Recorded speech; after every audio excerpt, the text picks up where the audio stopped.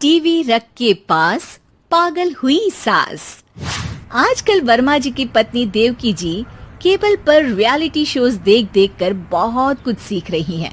जैसे आज तो वो सुबह सुबह बेसुरे आलाप ले रही हैं। सारे गामा धा। माँ जी, सारे गामा पाधा नीसा होता है।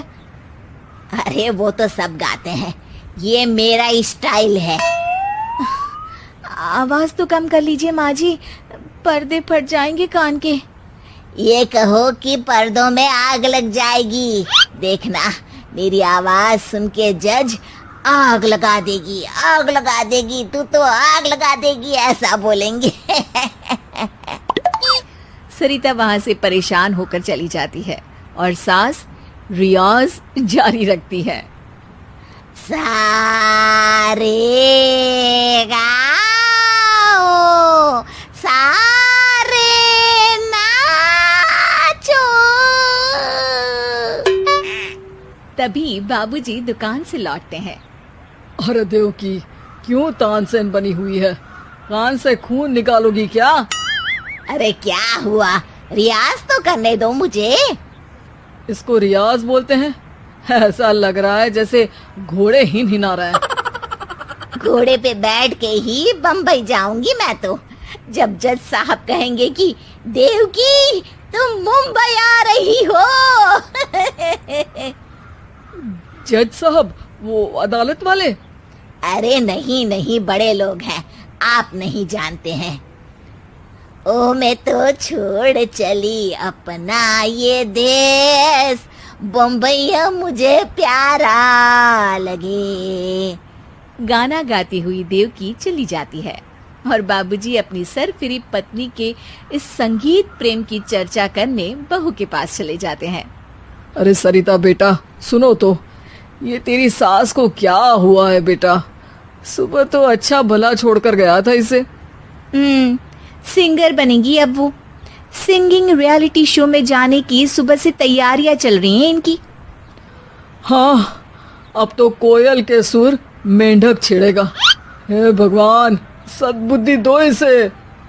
इधर बाबूजी भगवान को कहते हैं और उधर राधा रानी प्रकट हो जाती है, देवकी की मोहल्ले की सबसे पक्की दोस्त। क्यों री देवकी, काहे इतना गला फाड़ रही है? कोई चीखने चिल्लाने का कंपटीशन है क्या? अरे ये देख, नया सिंगिंग शो, मैं भी गाऊंगी, हिंदुस्तान के दिलों की धड़कन बनूंगी। अरे इतना बेसुरा गा के दिलों की धड़कन नहीं, दिलों का अटैक बन जाएगी। इससे तो अच्छा है कि नाच ही ले।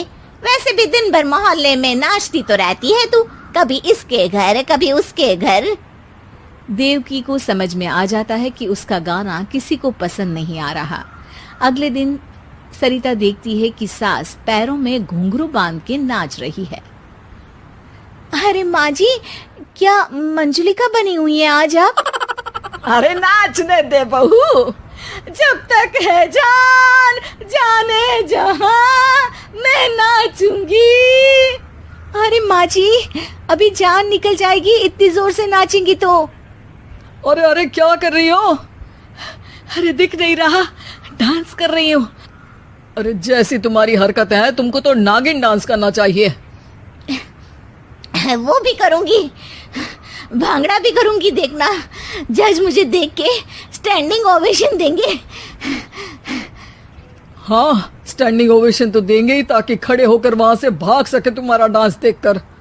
अरे कुछ ढंग की चीज करो, ये रोज क्या नया शुरू कर देती हो? सास को लगता है कि उसका डांस का सीन भी बिगड़ गया। अब वो टीवी देख के कोई और कलाकारी ढूंढने लगती है।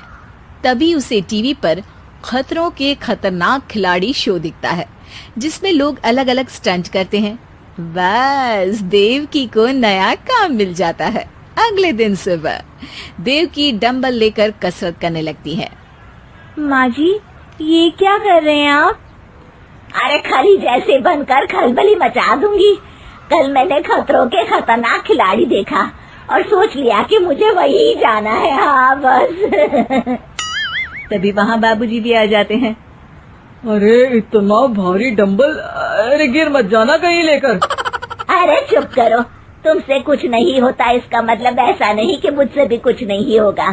मैं तो खतरों के खतरनाक खिलाड़ी में जाने वाली हूँ। हाँ, मैं तो इस शो में तभी गया था जब तुमसे शादी हुई थी। तुमसे शादी करना भी खतरों के खतरनाक खिलाड़ी में जाने से कम थोड़ी ना। अब चुप भी रहिए। अरे बहू, वो भारी वाला डंबल उठा कर ला तो। अरे नाना माँ जी, आप संभाल नहीं पाओगी। अरे मैंने टीवी में देखा था, एक आदमी कार उठा लेता है, इतना तो मैं उठा ही सकती हूँ ना। बहू घबराते हुए भारी वाले डंबल माँ के हाथ में दे देती है। जैसे ही माँ दोनों हाथ ऊपर करती है, पूरे शरीर का बैलेंस बिगड़ जाता है और वो पीछे की तरफ गिर जाती है। डंबल जाकर टीवी में लगता है और टीवी फूट जाती है। माँ जी, उठिए माँ जी। बाबूजी बहुत तेज हंसने लगते हैं।